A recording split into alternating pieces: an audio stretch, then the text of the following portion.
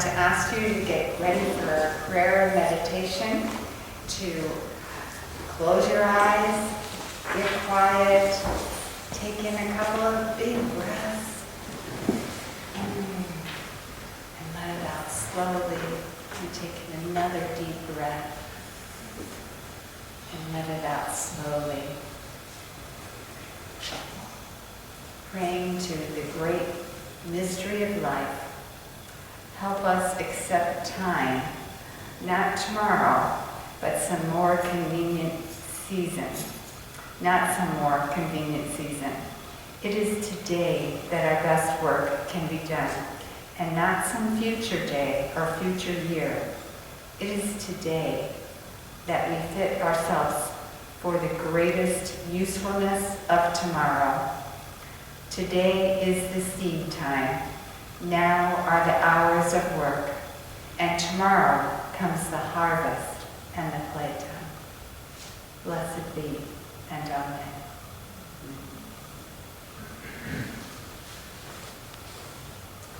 Well, I want to start today's sermon service with a little disclaimer.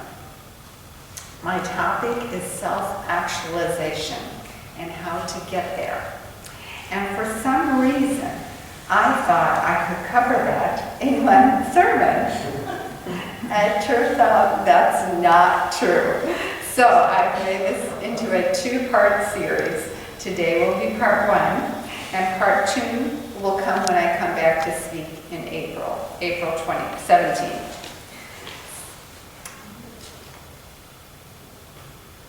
When I was working on this sermon, it turned out to be 54 pages long. And my husband came in and said, "Looks like you're writing a book." I said, "I'm trying not to." But I was reminded of one of our parishioners, June Godwin. She has moved away, but I think she's still a member here. And she would tell me after every sermon, "Oh, I loved your sermon. Oh, that was wonderful. That was just great. And it was too long."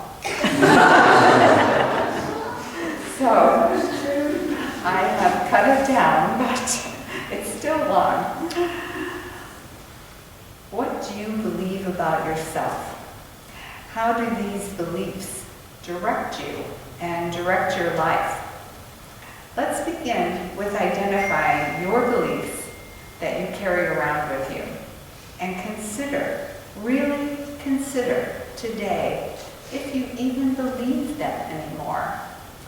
Your sense of self refers to your perception of all of your characteristics and traits.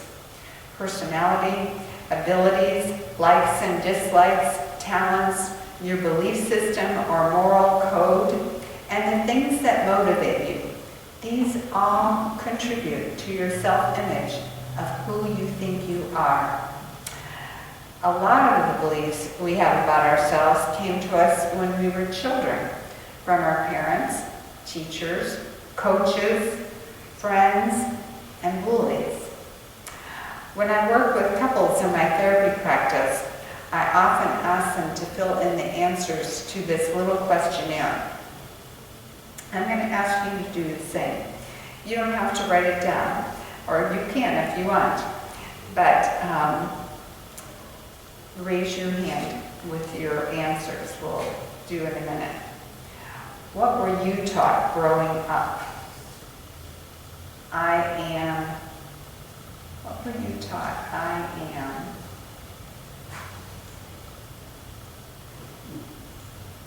Anybody remember some of the things you were taught about yourself? Yes? Smart. Smart. Mm-hmm. Okay. Yes? Active. Active. Okay, love it. Anything else? I am. Yes. Athletic. Athletic. Okay, great. Okay. Here's the next one. Oh, Annette, go ahead. I argue too much. I argue too much. Okay, here's the next one. Women are. What were you taught about women? Yes, Jody. Put upon. Put upon. Okay. I was taught that women are less than. Okay, Patsy. Women are subservient to men. Ah, okay. Yes. Women can do anything men can do. Only better. Right. Okay, the next one is men are. Men are. Strong. Strong. The leader of the house in my time. I'm sorry? The leader of the house in my time. The leader of the house in your family. Okay? I was taught men are only after one thing. Anybody else been taught that lesson? Okay, the next one is you are. You are. Yes, Jody. Loved. Loved. Okay. Anybody else you are? Yes. An individual? Okay, I like that. Yes. Dangerously forgetful. Dangerously Forgetful. Forgetful. Okay. The next one is money is. Well, money doesn't grow on trees. Oh, that's right. The Yes. same type. Okay. Any other messages about money, Winona? My dad always used to say, money was the greatest labor-saving device ever invented. And, you know, it's commonly taught that money is the root of all evil. Right, that's what we were taught too. Okay, the next one is marriage is. Marriage is. What were you talking about marriage? Go ahead, Betsy. Forever. Forever, okay? Yes. Unnecessary. Unnecessary, okay. Anybody else? Yes. Marriage is a partnership. Okay. And Winona? Complicated. Complicated, right. I was taught it's not easy. Do your best. So, crying is. What do you believe about crying that you were taught? For babies. For babies? For babies. So if you're not a baby, don't cry. Okay. Gus? For girls. For girls? Wow. Yeah, common. And pets are. Pets are pet, like a pet, a dog or a cat. Pets are, yes. The opposite of unnecessary. Necessary. Oh, necessary, okay. Winona. Responsibility. Responsibility. Allie. Part of the family. Part of the family. Okay. And this is the final one. God is.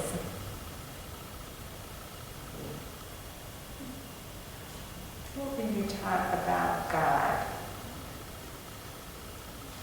Yes. He doesn't exist. Okay. Gus. He's watching. He's watching you, right? Sort of like Santa Claus. Yeah, you better watch out. Right. Okay. People who can easily describe these aspects of themselves can answer this sort of survey. Typically have a very strong sense of self, sense of who they are. If you are struggling to name the answers to these, it could point to a less defined sense of self. You may not spend much time consciously thinking about your identity, but it is still there and it affects your life. Knowing who you are allows you to live with purpose and develop satisfying relationships, both of which can contribute to your overall emotional health and happiness.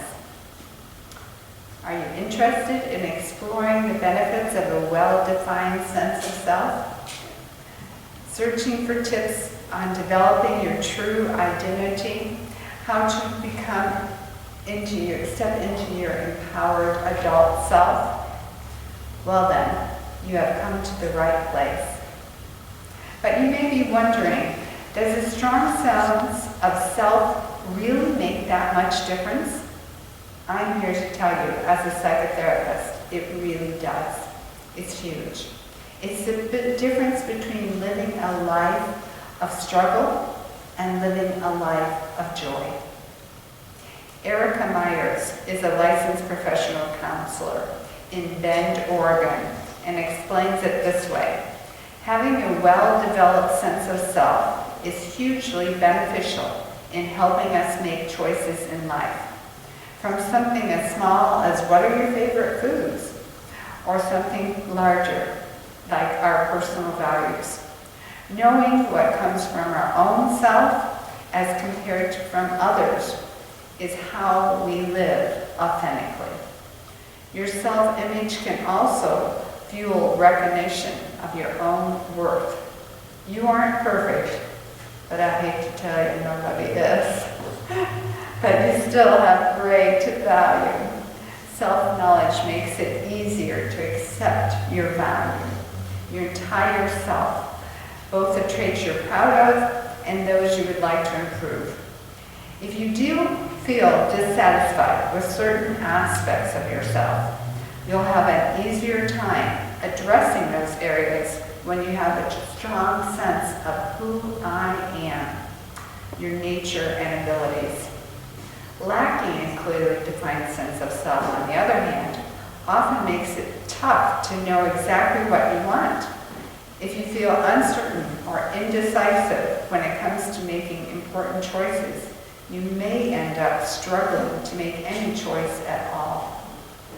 As a result, you might simply drift through life, missing it, carried by other people and circumstances rather than by yourself. This often leads to discontent and depression, even when nothing specific seems wrong and you can't identify a source of your unhappiness. So here's a short test to see how well you know yourself. Question number 1. Do you say yes to make other people happy, even if it makes you unhappy? It's totally fine to accommodate people sometimes, but if you always agree with them, always go along with what they want, and forsake yourself, it's probably a message that you need to do some more internal work. Defining yourself mostly by relationships with others or your ability to please them can suggest a less developed sense of self. Next, let's look at what are your strengths and talents. If your answer is, I don't have any, it indicates a disconnection from who you truly are, because everyone has strengths and talents, including you, and you, and you, everyone of us. Sense of self depends on not only recognizing your sense of strengths and talents, but really claiming them and believing in your capability to use them to achieve your goals. Having a good handle on your talents and maximizing them in your day-to-day life often means you have a healthy sense of self. Next question, what brings you happiness? What helps you relax and enjoy yourself? What hobbies or activities make life meaningful? And what do you do for fun? In fact, when was the last time you had fun? Fun, unadulterated fun. I will confess, personally, I had fun last night here at the fellowship at Randy and John's dinner that they made, the most tremendous seafood gumbo. Plus there was lots of good conversation and laughter, and it was just a delight to be in a room with people that are like-minded. Next, what are your values, and do you live by them? Awareness of personal values can go a long way toward outlining your sense of self. Values describe the traits you prioritize in yourself or others, such as empathy, honesty, trustworthiness, kindness, and so on. I had a client one time, a few years ago, who worked for, I think, Exxon, but he could have worked for Shell or Marathon or any of the other big oil companies. And he came to me almost catatonic. He was very, very depressed. I asked about his job and how that was going. And he said his job was to go to Native Indians throughout the world and establish a trust with them, smoke a peace pipe with them, and get them to sign over their mineral rights and oil to Exxon. He said most of the time they didn't even understand what he was talking about because their culture did not have the concept of ownership. They believed the land belonged to the Great Spirit and they just got to borrow it for a short time. So he got them to sign these contracts, giving away their oil and mineral rights to Exxon. And he was depressed. Small wonder, right? No surprise, he was doing something against his own belief system of right and wrong. This is why it's very important to define your own belief system and to live by it. Do your choices reflect your own interest or someone else's? If you aren't sure how to answer that question, look at it from another angle. Would you make the same choice if you were alone? Decisions mostly grounded in your desires and your goals for yourself typically reflect a strong sense of self. Here are some factors that can influence your sense of self. Say you had some trouble answering the questions above. You may be thinking, who am I? You might be wondering that with perhaps some distress. But I want to reassure you that it's not terribly uncommon to have a somewhat blurred sense of self at different times in life. This doesn't mean you've done something wrong or that you're destined to live out your life without a clear identity. A better understanding of yourself will come from it. So, there are some factors that play a part in the formation of self-image and self-actualization. The first is individuation. Individuation, or the process through which you develop a unique self, begins in childhood. To individuate successfully, children need room to explore, to learn, and to express their needs and desires without being criticized. For example, my oldest son, Scott, came home from school one day, Montessori, where he had been for 3 years with the same teacher. And he asked me quite sincerely, is Nadine, his teacher, a boy or a girl? Now, I could have laughed. I could have shamed him by saying, really? You don't know that? I could have made him feel stupid by saying, oh, for goodness sakes, she's a girl. Instead, I said gently, she's a girl. And he said, how do you know? I talked about her name, I talked about her chest, her body shape, and I talked about sometimes people call her Miss Nadine. He said, but she has short hair. And I explained that girls could have long or short hair, and boys can too, like his Uncle Kit, who has long hair. To which he replied, well, I sure wish girls would always have long hair and boys would always have short hair. And then I said, good idea. That would make it easier to tell for sure. But I'm glad we all get to decide if we want long hair or short hair. When we are encouraged to display our personalities without shame or guilt, we can develop a strong sense of self.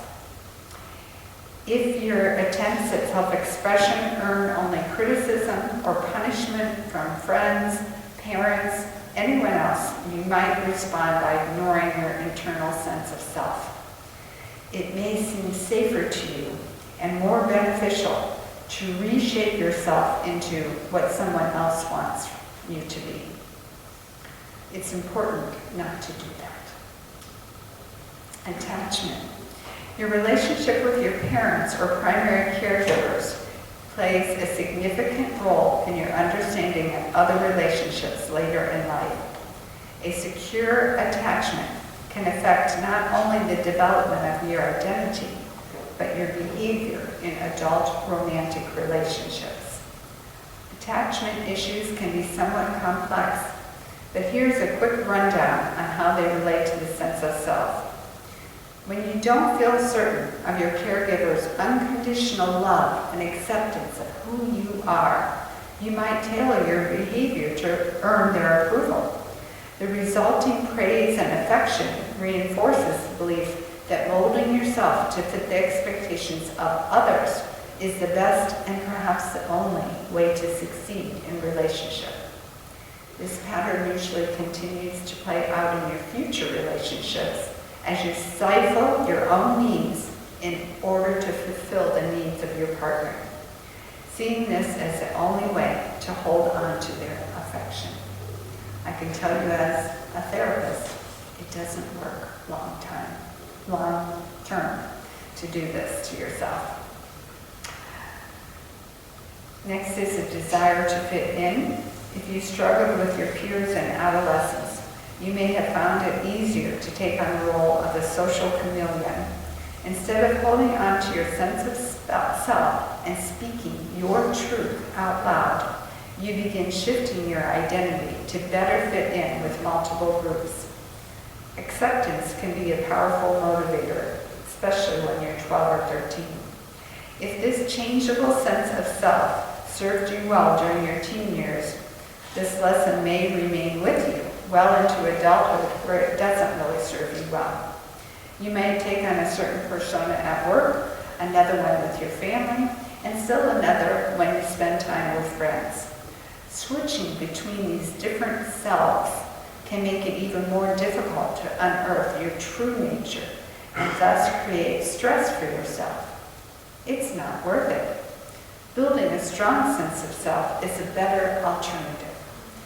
An unstable sense of self can make you feel flat and unfulfilled, but a stable sense is always possible to develop and have a very clear self-image. This is what I believe, this is what I stand for, and certainly as Unitarian Universalists, we have that as one of our principles, to really stand in the truth, to stand and be willing to say it out loud. So how do you get there? How do you get to that self-actualization? First, you define your values. Your values and personal beliefs are fundamental aspects of identity. Your belief system can help you recognize what matters most to you and determine where you stand on important issues. For example, a desire to protect animal rights may lead you to choose cruelty-free products and make informed choices about the foods you eat. Values can help you set boundaries too. If you value honesty, for example, you may make it clear that you can't maintain a relationship with someone who lies to you. You don't have to identify all your values at one time, but try to think about some potential ones as you go about your day in this coming week. A really important part of self is making your own decisions, your own choices, coming to know that you always, in your empowered adult self, have choice. Your decisions should be, for the most part, primarily benefiting your health and well-being. If you have a partner or children, you'll also want to take their needs into account, of course, but they shouldn't involve neglecting yourself. When your needs go unmet, you have less to offer others. Maybe you've let others make important decisions for you in the past, like maybe your choice of college or career, place of residence, or even who you should marry. If so, it might feel uncomfortable and even scary to start making decisions for yourself, but it's really important. It's okay to start small. Practice doing things because you want to do them without asking for input for others.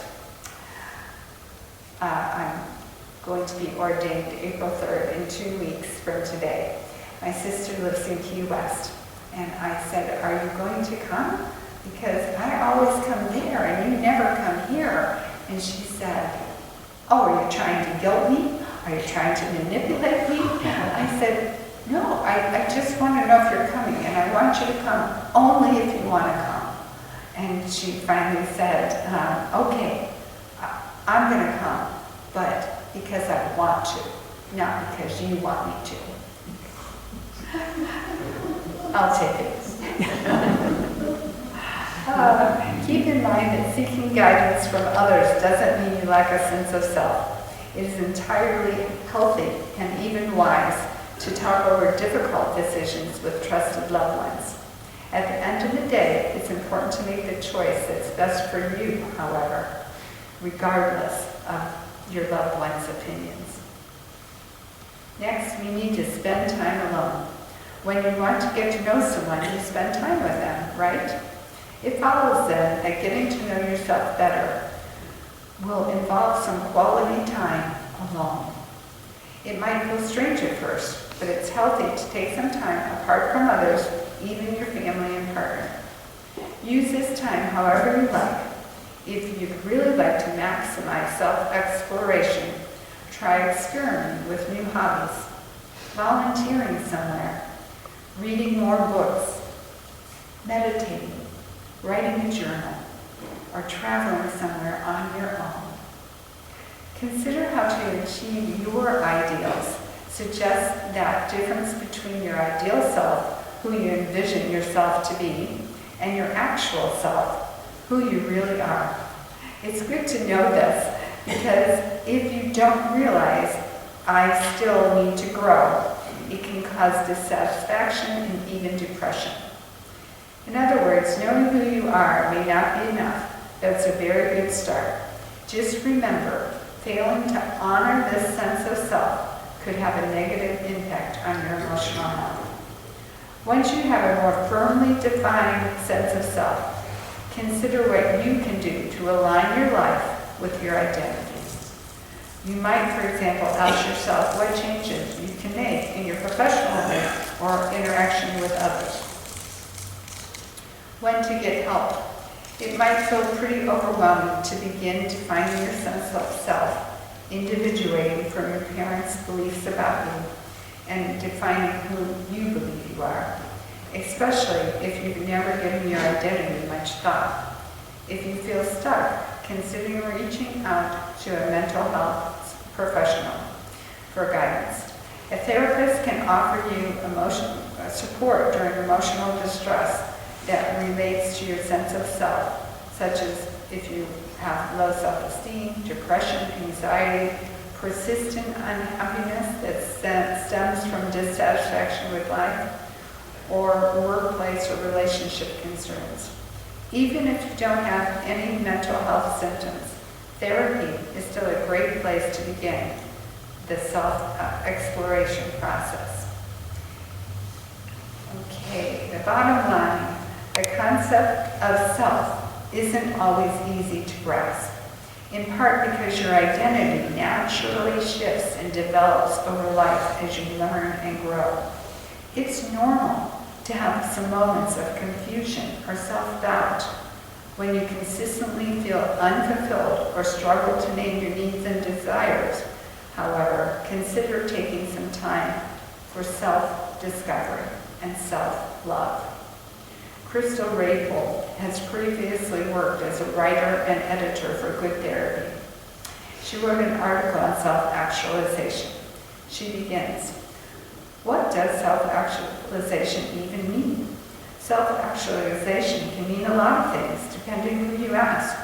One of the most broadly accepted definitions comes from Abraham Maslow, a humanist psychologist.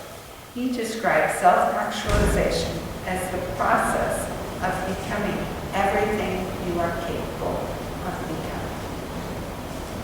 Kim Eagle, a San Diego therapist, similarly explains it as the ability to become the best version of yourself. It sounds great, but how do you actually become that best version of yourself? And how will we know when you have achieved it? Eagle says, there's no script for that. Everyone has to find their own unique way to hear the inner wisdom that can help them live a life of truth, including you. Only you can determine what self-actualization means for you. But I've got some info to give you to get the ball rolling. And I'm going to start with that next time I am here. To end today, I want to end with a poem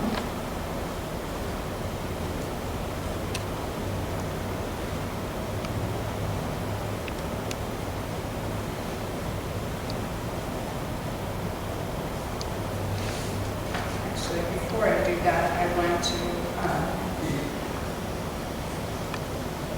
tell you this truth. For what it's worth, Maslow believed true self-actualization was fairly rare. Eagle agrees, asking, how many people do you know who are living their lives 100% true to themselves? Are you one of them? If not, be gentle with yourself. It's a hard thing to get to. It takes time. And speaking of time, we're out of it this morning. So this sermon is to be continued the next time I'm here speaking. I'm leaving you on a cliffhanger, just like they used to do on Batman or, different shows. Or they would say, to be